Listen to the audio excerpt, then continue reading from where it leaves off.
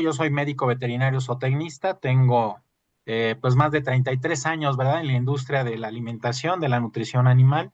He trabajado en diferentes compañías y pertenezco ahora a una compañía que se llama Agromas, trabajo con ellos, que somos parte de Grupo Maseca.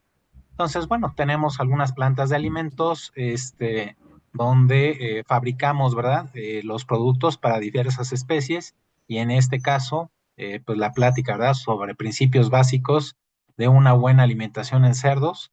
Vamos a buscar ser prácticos, darles información que pueda ser útil, ¿verdad? Para aprovecharla en las producciones porcinas y sobre todo con el enfoque de poder entender un poquito de dónde están los puntos críticos para poder ayudar, ¿verdad?, a las cerdas y a los lechones a tener una mejor producción y una mejor rentabilidad en las explotaciones de cada uno. Bien, pues arrancamos entonces con el primer punto, ¿verdad? Que dice que no es lo mismo, ¿verdad? Alimentar que nutrir. No es lo mismo, ¿por qué? Porque la acción de alimentar es llevar los ingredientes, llevar los productos al organismo, ¿verdad? El tipo de comederos, la cantidad de alimento que se suministra, la textura del alimento, el cómo fue preparado, eso es el acto de alimentar. Y en el caso de nutrir, es cómo podemos, con los ingredientes, tener un balance correcto de los nutrientes que se requieren, proteína, energía, fibras, para poder cubrir el requerimiento nutricional de los animales en cada una de sus etapas productivas, que es diferente, ¿verdad? El requerimiento según la especie y según la etapa. Bien, aquí vamos a entender un poquito de, pues, cuáles son esa composición nutricional, ¿verdad? Del, eh, de los productos para que podamos, pues, nosotros cubrir ese requerimiento nutricional. Entonces, en la primera parte, pues tenemos que entender esa composición nutricional, pues lleva una parte de proteínas que es importante entender que esas proteínas pues forman la mayoría de la estructura, ¿verdad? De los órganos y de los tejidos que tenemos en el organismo. Pero también importante entender que esa proteína está formada por diferentes aminoácidos, por péptidos y después aminoácidos. Pero esos aminoácidos son los compuestos que se van uniendo y van haciendo la estructura, ¿verdad? Las cadenas que forman la proteína. Importante porque al rato que avancemos con la presentación vamos a ver ese punto de manera crítica. Y también el tema de la energía, ¿verdad? ¿Cuáles son las fuentes de energía y cómo esa energía es calculada para ofrecer un nivel adecuado a cada animal para su desarrollo y su producción? Bien, pues importantes vitaminas, minerales y sobre todo la fibra también. Entonces son los principales compuestos nutricionales que existen y aunque no está considerado aquí dentro de los principales compuestos, pero es algo muy importante, es el agua. El agua pues sirve dentro de los organismos, ¿verdad? Para transportar, para diluir, para que puedan el metabolismo de los animales funcionar. Entonces, bueno, a mí a nivel práctico siempre me gusta decir que tienen que tener agua todo el tiempo suficiente a una temperatura correcta, que también eso es importante, ¿verdad? Agua muy caliente, pues va a deprimir el consumo y al deprimirse el consumo de agua, pues va a deprimirse el consumo de alimento y por ende, pues va a bajar la productividad. Parece algo tan sencillo y tan ilógico, ¿verdad? Decir que, bueno, pues como el agua caliente, pues en muchas zonas la tubería que llega a los animales, pues está instalada en la parte externa, ¿verdad? De las casetas, de las granjas, de la instalación, y el sol calienta esa agua todo el día, y entonces, bueno, pues siempre que el animal intenta beber, el agua tiene una temperatura que quema, ¿verdad? Y que no es apetecible para que la pueda ingerir, siendo en zonas calientes también y tomar agua caliente, pues imaginemos nosotros, ¿verdad? Estar con mucha sed, en un lugar donde la temperatura es alta y pues nos dan de tomar un té hirviendo, ¿verdad? Pues no lo podemos tomar. Entonces, eso deprime el consumo. También en el caso de que fuera muy fría, hay lugares donde el agua pues baja a niveles de 1 grado, 2 grados hasta congelación.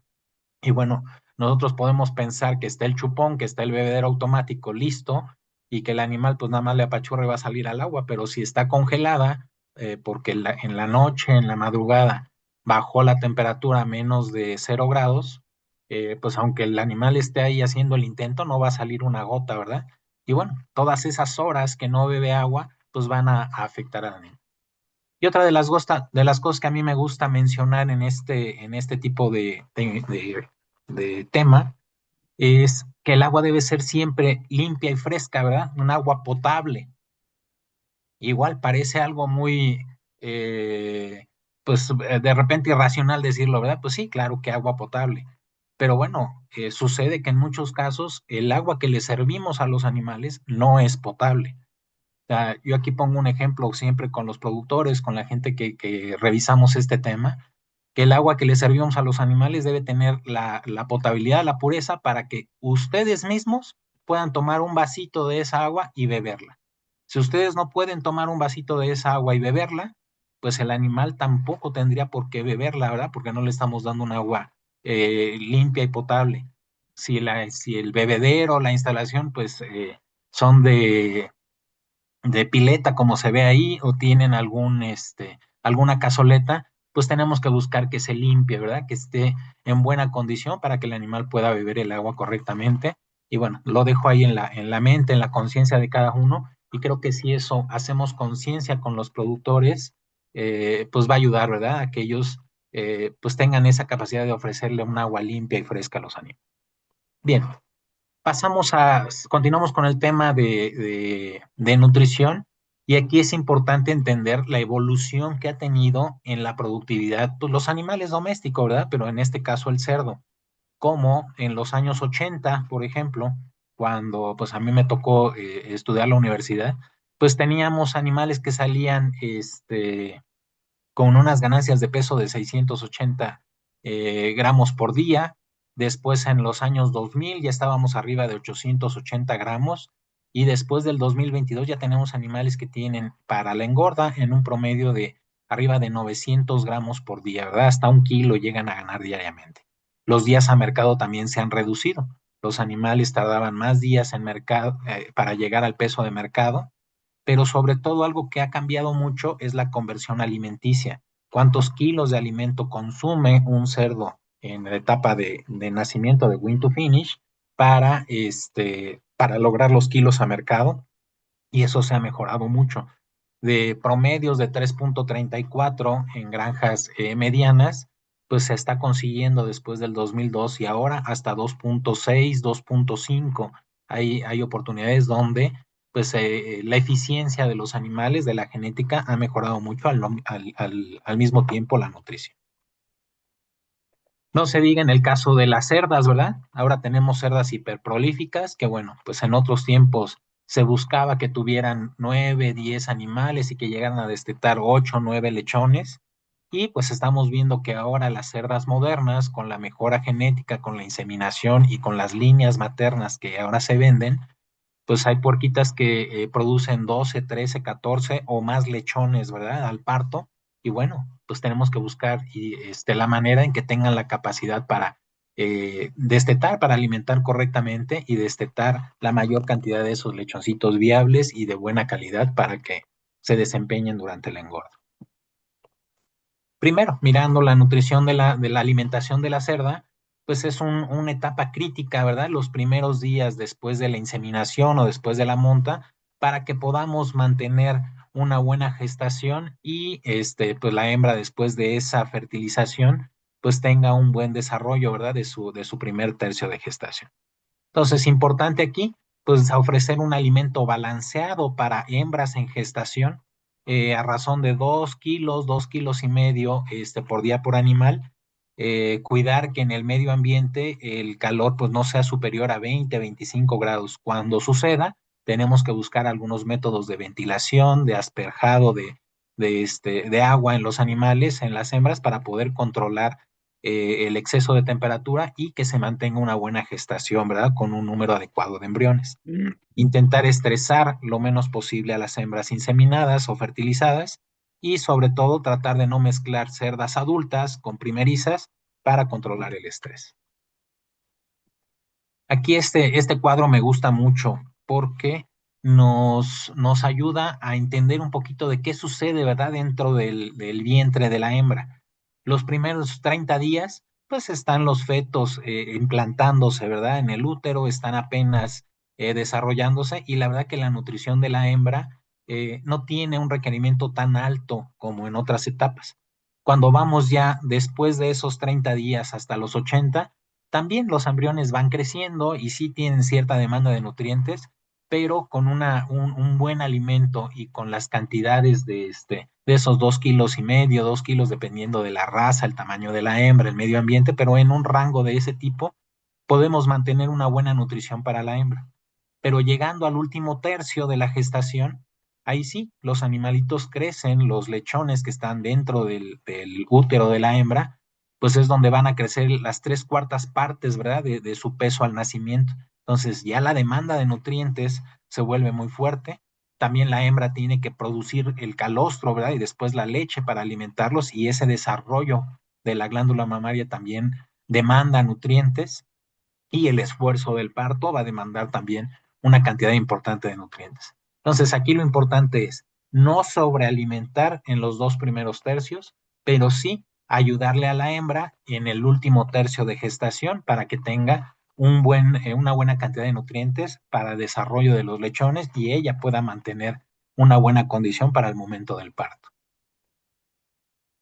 Bien, entonces siendo así, pues un programa de alimentación puede ser que después de la inseminación a la cubrición estamos en un promedio de 2 kilos de alimento por animal, podemos subir hasta 2,5 kilos, eso se va a mantener toda la primera etapa de la gestación, después alrededor de los 80 días vamos a ir subiendo un poco hasta 3,5 kilos en promedio para los animales. Viene el previo al parto, al momento del parto pues se reduce el consumo, aquí la recomendación es intentar que el animal coma un poco, ¿verdad? Un día antes del parto para que no tenga el estómago totalmente vacío. Y después viene todo el reto, ¿verdad? De impulsar a la hembra para que consuma la cantidad de alimento correcto para que pueda mantener a esa camada con pues más de 10, 12, 13 lechones a llegar a un consumo ad libitum, ¿verdad? Esperando que tenga un consumo de más de 7 kilos la hembra, dependiendo del número de lechones. Pero bueno, estamos hablando que tenga más de 12, 13. Viene el destete y aquí tenemos entonces que poder controlar otra vez esa cantidad de alimentación para que al momento del celo regresemos otra vez a los 2 kilos para la siguiente inseminación. Este puede ser un programa de recomendación, ¿verdad? De cómo manejar la alimentación para el animal en sus diferentes etapas. Lógicamente tiene que ser ajustado de acuerdo a la raza, a la genética, a la condición corporal del animal y a lo que el responsable está viendo. Pero bueno, es un programa general que ayuda a cubrir esos requerimientos en el momento correcto, ¿verdad? De cada una de las fases productivas. Como vemos, una de las más críticas es la lactancia, aunque en todo el ciclo es una etapa muy cortita, ¿verdad? Que nada más son el 15, 20% de todo el ciclo, pero es la etapa donde tiene un mayor requerimiento nutricional la hembra para poder cubrir aquí en lo morado su requerimiento de mantenimiento para poder vivir, respirar, caminar. Esos son los nutrientes que tiene la hembra para el mantenimiento. Y si se fijan, esta misma gráfica nos dice que el requerimiento para la producción de leche es la línea o la barra rosa, pero la estimación del consumo está en la línea negra. Entonces, ¿qué quiere decir eso? Que la hembra tiene un requerimiento nutricional más alto de lo que puede comer. Entonces, para que nosotros cubramos ese requerimiento, pues tenemos que buscar una dieta ideal, una dieta que tenga las cantidades de nutriente en la concentración correcta para que con este consumo podamos cubrir el requerimiento que tiene de producción de más leche y recuperación de la condición corporal de la hembra. También, aparte del alimento, un alimento bien balanceado, un alimento que tenga la finura, ¿verdad? En la nutrición de aminoácidos y energía, que lo vamos a ver ahorita. Ya lo comenté, el agua correcta, la cantidad de agua limpia y fresca adecuada. También la temperatura ambiental influye, ¿verdad? En el consumo de la hembra. Si las tenemos en cuartos muy encerrados, con poca ventilación y con alta temperatura, pues eso no va a permitir que la hembra coma más alimento para cubrir ese requerimiento que tiene la lactancia. Si está enferma, también influye, ¿verdad? Que tenga algún problema infeccioso después del parto, alguna metritis, algún problema uterino o mastitis, pues va a afectar el consumo de la hembra y por lo tanto, pues no va a tener la producción de leche necesaria para mantener esos 12, 14 lechones. Y otro de los puntos graves es que pues la puerquita tampoco esté gorda, ¿verdad? Esté obesa. Una sobrealimentación en la gestación, sobre todo en los 2 primeros tercios, afecta enormemente el desempeño de la hembra en sus siguientes etapas. Entonces hay que cuidar la condición corporal, no sobrealimentar, pero tampoco subalimentar, que ese es el punto crítico del encargado de la granja, ¿verdad? Del encargado de la maternidad y de la gestación, que estén calibrando correctamente la cantidad de alimento suministrado a la hembra, dependiendo de los días de producción que tenga, porque eso es lo más crítico para tener un mejor resultado. Porque, ¿qué sucede? O sea, todo el alimento, todo el producto que damos puede ser un puño de maíz, puede ser eh, un, un, un kilo de soya, todo tiene un nivel de energía. Esa energía es lo que consume, lo que lleva adentro del organismo el animal, ¿verdad? Lo que se come. Esa energía se va a transformar. Una parte en energía fecal, o sea, se va a utilizar como parte del excremento, ahí se va a fugar, y otra parte va a ser una energía digestible. Hay gente o empresas que calculan la nutrición con esta energía digestible. Pero esta energía digestible pues tiene todavía diferentes fases, ¿verdad? Donde se desdobla. Una parte es energía que se va en la orina, otra parte es la energía que se va como metano, ¿verdad? Los gases que se producen en el aparato digestivo. Y otra parte es la energía metabolizable, lo que sí metaboliza y ya puede utilizar el animal. Esta energía metabolizable también se pierde una parte en el calor de mantener la temperatura de cada animal, que bueno, pues eso se fuga, ¿verdad? Conforme hay el intercambio térmico en el medio ambiente, si hace más frío, pues requiere más energía, metabolizable. Si hace menos frío, va a utilizar menos energía de lo que ingresa para esa función.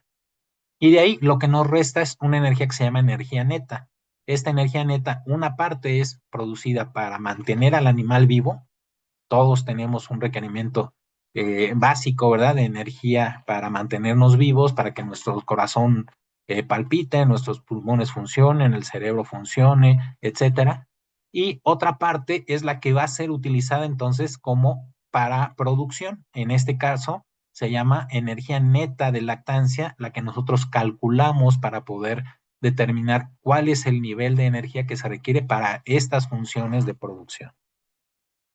Entonces, bueno, la industria generalmente utiliza energía digestible, energía de mantenimiento, energía neta, y en nuestro caso balanceamos las dietas con energía neta de lactancia, ¿verdad?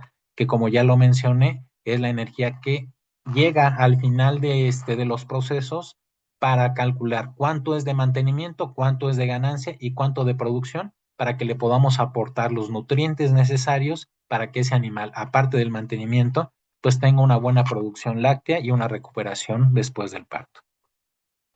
Las fuentes, lo que principalmente aportan esta energía, pues son los carbohidratos, o sea, las fuentes de almidones, de azúcares, y algunas fibras solubles, lo que aporta ese tipo de energía, principalmente ayuda, ¿verdad?, el incremento de calor, y pues son consideradas las energías o lo que aporta la energía de menor costo. También la proteína puede aportar energía si es que hay una deficiencia de carbohidratos, pero es más cara. Y tenemos también algún porcentaje de grasa que tiene una mayor densidad energética, que es palatable para los animales y bueno, pues tiene una menor producción de calor metabólico en los animales en el momento de hacer la digestión, ¿verdad? El metabolismo de. El otro tema también crítico en la nutrición de este tipo de cerdas hiperprolíficas es la digestibilidad de los aminoácidos, ¿verdad? No todo lo que consumimos, o sea, si consumimos un 100 gramos de proteína, no todo es digestible. ¿Y por qué no es todo digestible? Porque la combinación que tiene esa proteína de aminoácidos va a hacer que algunos aminoácidos sean desechados porque no los requiere el animal y otro porcentaje va a ser digestible de acuerdo a lo que el animal requiere. Aquí buscamos en las dietas que trabajamos un balance de proteína ideal, o sea, la proteína más cercana al requerimiento del animal para que exista menor cantidad de desecho, ¿verdad? De no utilización de esos aminoácidos. Entonces, esta proteína, pues lo que ofrece es un balance, no nada más de un 16% de proteína, un 20% de proteína, dependiendo de la etapa, sino calculamos ya el porcentaje de lisina, metionina, cistina que requiere el animal para esa etapa para poder reducir los excesos, reducir la excreción de esos aminoácidos o de esto que se convierte en nitrógeno al medio ambiente y poder cubrir, ¿verdad?, en una menor cantidad de volumen la cantidad ideal de proteína y la cantidad ideal de energía, que es lo que necesitamos con estas cerdas, que su demanda nutricional es muy alta y su capacidad de consumo del estómago y del intestino, pues está controlada, ¿verdad? Está limitada. Entonces, bueno, aquí es el punto de cómo ofrecer ese balance ideal para que el animal pueda nutrir correctamente.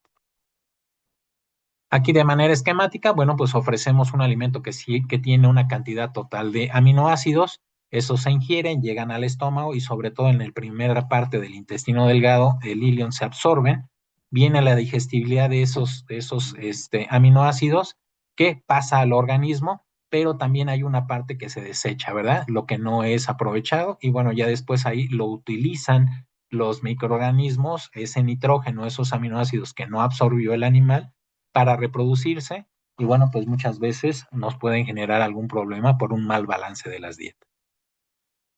Entonces la proteína cruda se convierte en aminoácidos totales de estos aminoácidos digestibles y eso nos da pie al modelo de proteína ideal para balancear correctamente la dieta de lo que el animal está necesitando y intentemos reducir, ¿verdad?, la cantidad de esas proteínas, de esos aminoácidos que al final de cuenta cuestan también y contaminan el medio ambiente. Bien, otro de los puntos críticos es la peletización en la nutrición de los cerdos. La peletización lo que hace es que toma los ingredientes, se hace una molienda a una granulometría adecuada y se pasa por un proceso de calentamiento con vapor, con presión y se forman estos churros, estos pellets que tienen la ventaja de que mejoran el desempeño de los animales de un 7 a un 8% en comparación a dietas en harina, disminuye el desperdicio porque, bueno, el viento no se los lleva, no volatiliza como cuando se maneja en polvo. También el animal, en el momento de masticarlos, generalmente tiene un mejor consumo y menos desperdicio que cuando es en harina.